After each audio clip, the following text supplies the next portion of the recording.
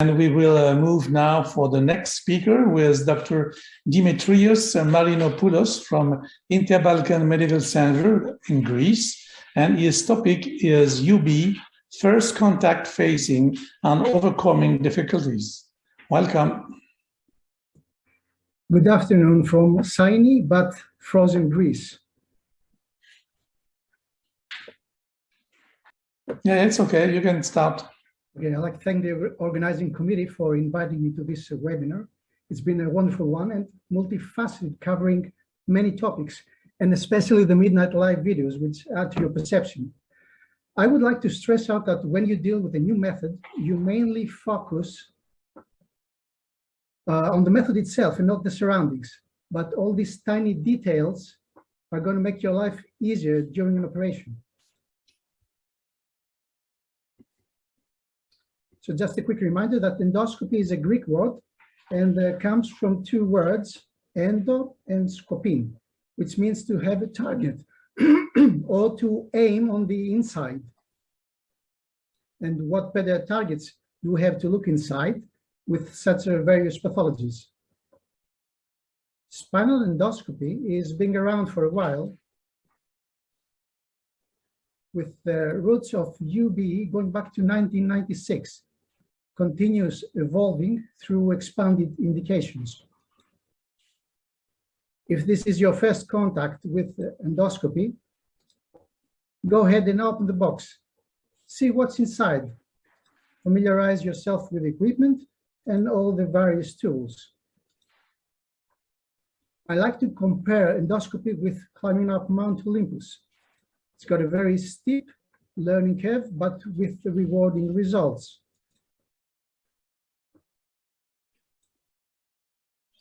So what would be your initial steps? Visiting a center of excellence or a high volume clinic will broaden your horizons and maybe give you the chance of witnessing something else at its beginnings, like this purely endoscopic posterior cervical screw insertion. So what do you do when you don't have an experienced surgeon beside you, or there is lack of equipment, especially in a period like this, with COVID quarantine, no flights, no cadaver and hands-on seminars, and you want to improve your technique? Improvise. This is a model. Go ahead and put it in a plastic can and fill it with water. Then cover it up with drapes and make a path inside of it. And then you must try to find your way in.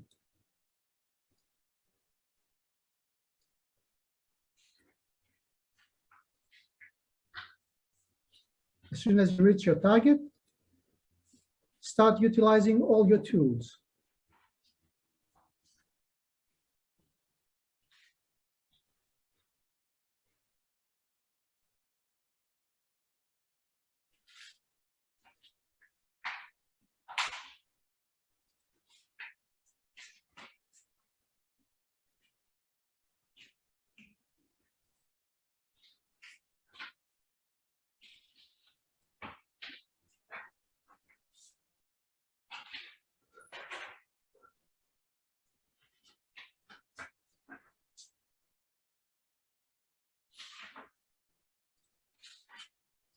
And then it's the moment of truth for your first case.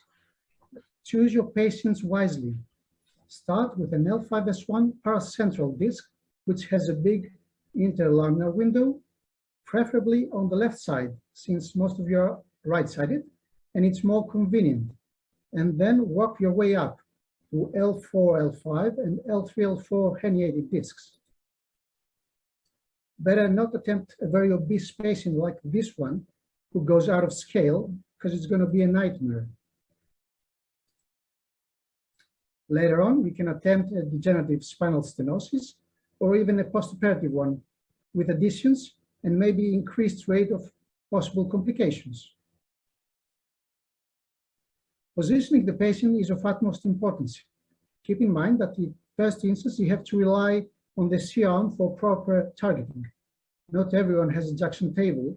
So if you don't own a surgical table that's versatile or even modular or with a Wilson frame attached, keep the patient low, head up 5 to 10 degrees, only with rolling pads or even pillows underneath. If you have the luxury of a new and digital C-arm with flat detector, it's going to be very handy. Otherwise, a very bulky drum will get in your way and obstruct your field and make your first UBE operation a miserable one by having to mark and move it out of the way every once in a while. Also, preparing means you have to find a way for the patient to stay warm and for you not to get soaked in normal saline. So if you don't have a squares pouch like this one, reinvent water tightness by using 3 layers of combined self-adhesive tapes, a sterile antimicrobial drape, and then by using your usual green drapes rolled as an inverted U, put an adhesive arthroscopic bag hanging out of it so it collects all the normal saline. As you may have noticed in my photos, I tend to use black X-ray gloves. If you have, use them. They can save you from some extra radiation, and not to mention the lead aprons that you should use. If you have an assistant, he can help you, but try to get a second monitor, just in order not to have him strain his neck. Otherwise, he won't be able to help you. He can control and hold the semi-tubular retractor and control the inflow and, most importantly, the outflow of normal saline. But as soon as you feel confident, you can move on and operate with only the universal retractor. But keep in mind that, again, this is not suitable for very obese patients. I'm sure we all like small incisions, and most of all the patient itself. A very cosmetic result with only 0.7 to 0.9 centimeter stub incisions is preferable. But I would suggest that during your first cases, to begin with parallel to the midline incisions and not vertical, as if you would go for an open operation, just in case you have to convert. So go big at first. Skin doesn't really matter so much, but what you do to the multifidus does. And always convert if you find difficulties. If there is something you don't like, or even you lost your orientation, it's better to abort and to proceed to an open one without feeling that your ego is being hurt. Patient safety comes first. So what do we do when you have hemorrhage? The basics of hydrostatic pressure says that if you keep the pressure between 30 to 50 millimeters of mercury, you won't have bleeding because of the relative higher pressure from bone oozing and epidural veins. If you still have bleeding, just raise the bar that the normal saline bags are hanging from. Personally, I don't like using a pump because it tends to have higher than expected pressures. Instead, if the field is still bloody, keep the blood pressure low or close the wound for 2 to 3 minutes. But that will raise the pressure a little bit, but always don't exaggerate. Also, you could use epinephrine 1 milligram to a 3-liter bag, or use bone wax, Surgicel, or other hemostatic agents. If you're going to use the RF plasma, keep the intensity to as low as possible, up to no ablation at all. Near critical structures.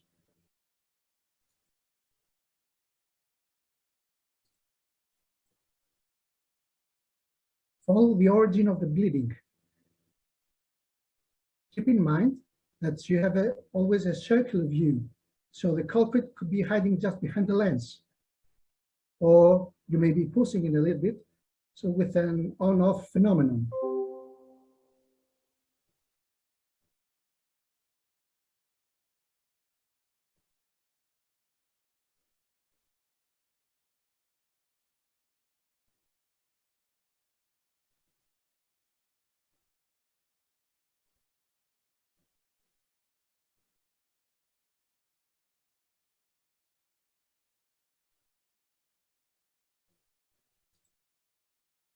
So last thing about using the bears. If you find that your bear is quite bulky and not easily maneuverable, you can use your normal microsurgical one. But have in mind that due to high speed, it generates a lot of turbulence that are going to obscure your field. Always practice, keep clean indications, and have a spirit of perseverance, so you will reach the highest peaks. Thank you. Thank you, Dr. Marinopoulos, for this again nice presentation and giving some advice for the beginners. I do believe that at the end of this day, the majority of surgeons will be convinced with this new technique.